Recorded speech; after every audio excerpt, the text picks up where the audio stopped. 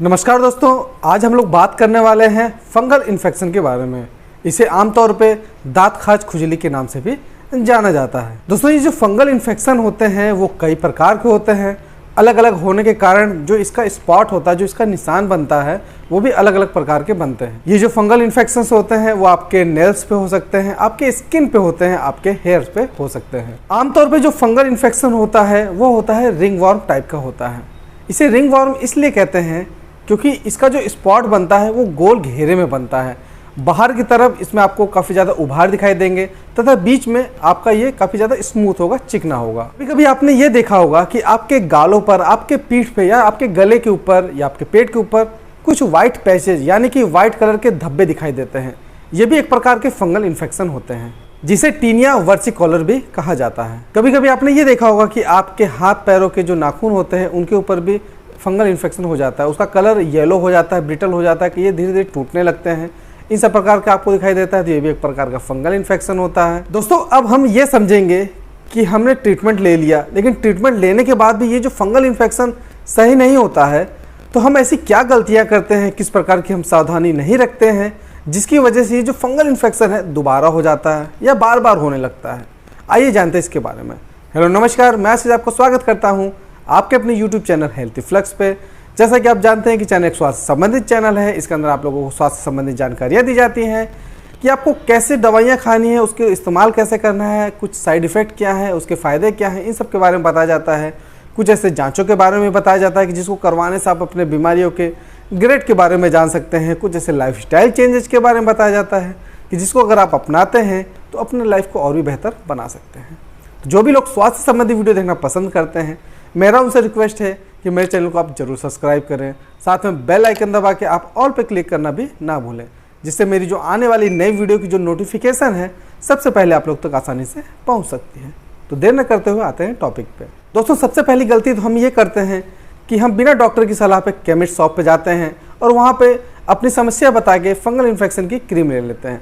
लेकिन दोस्तों, वो फंगल इन्फेक्शन की जो क्रीम होती है उसमें एंटी फंगल दवाइयाँ भी होती है, लेकिन साथ साथ उसमें स्टेरॉइड भी मिला होता है। ये जो स्टेरॉइड होता है इसको आप जहाँ पे लगाते हैं वहाँ की जो इम्यूनिटी होती है वो कमज़ोर हो जाती है, जिसके कारण क्या होता है कि दोबारा हल्का सा भी अगर आपको फंगल इन्फेक्शन बचा रह जाता है या पूरी तरीके से आप इसका इस्तेमाल नहीं करते हैं तो ये फंगल इन्फेक्शन, ये जो दांत खाज खुजली है वो वापस दोबारा हो जाती है और बार बार होती है। इसकी जगह पे आपको प्योर एंटी फंगल क्रीम का इस्तेमाल करना होता है। लेकिन अगर फिर भी आपके लक्षण काफ़ी ज़्यादा खराब दिख रहे हैं, आपको काफ़ी ज़्यादा खुजली हो रही है, इन्फ्लामेशन काफ़ी ज़्यादा है, तो डॉक्टर आपको जब स्टेरॉइड और एंटी फंगल वाली क्रीम का इस्तेमाल करने के लिए बोलता है तो उसको ज़्यादा से ज़्यादा 7 दिन तक ही यूज करना चाहिए।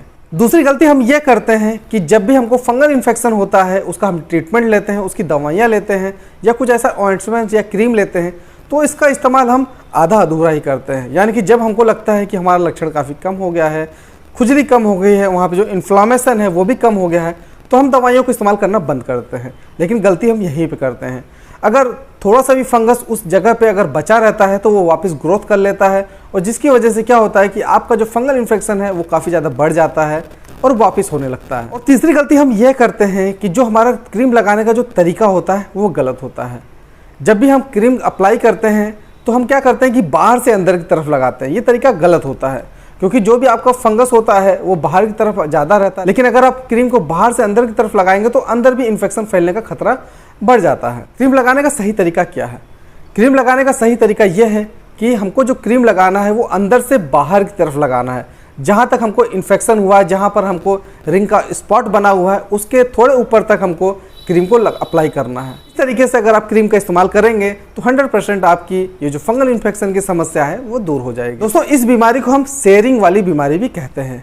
अगर आपके फैमिली मेंबर में किसी एक पर्सन को ये इन्फेक्शन हुआ है तो बहुत ही सावधानी रखनी पड़ती है, क्योंकि जिस व्यक्ति को ये इन्फेक्शन हुआ है उसका जो टॉवेल है जिसका वो इस्तेमाल करता है, उसकी जो चादर है, उसका जो नहाने का जो साबुन है, उसका इस्तेमाल किसी दूसरे व्यक्ति को नहीं करना है। क्योंकि संक्रमित व्यक्ति अगर इन सब चीज़ों का इस्तेमाल करता है तो जो फंगस होता है वो उन सब चीज़ों पे आसानी से आ जाता है और कोई दूसरा व्यक्ति अगर इसका इस्तेमाल करेगा तो फंगस आसानी से दूसरे व्यक्ति में संक्रमण कर सकता है। आइए जानते हैं कि इसका प्रिवेंशन कैसे करते हैं, कौन कौन सी सावधानी हमको अपनानी होती है। हमारे शरीर पे जहाँ पे नमी वाली जगह होती है, यानी कि जहाँ पे स्किन टू स्किन टच करती है, जैसे हमारे बगल में हमारे जो अंडर आर्म होते हैं वहाँ पे स्किन टू स्किन टच होती है, वहाँ पे नमी हमेशा बनी रहती है। हमारे जो ग्रोइंग रीजन है वहाँ पर भी नमी बनी रहती है। अंडर द ब्रेस्ट वहाँ पे स्किन टू स्किन टच होती है, वहाँ पर भी नमी बनी होती है। तो इन सब जगहों पर हमको खास तौर पर ध्यान देना है कि जब ज़्यादा ही नमी हो जाए, ज़्यादा पसीना हो जाए, तो उस जगह को हमेशा अच्छी तरीके से साफ रखना है और अपना हाइजीन भी मेंटेन रखना है। आपका जो साबुन है, आपकी जो टॉवेल है, आप जो भी कंघी करते हैं या जो भी चीज़ें आप इस्तेमाल करते हैं उसको किसी और से शेयर नहीं करना है। ये अब समझते हैं कि इसका ट्रीटमेंट कैसे किया जाता है।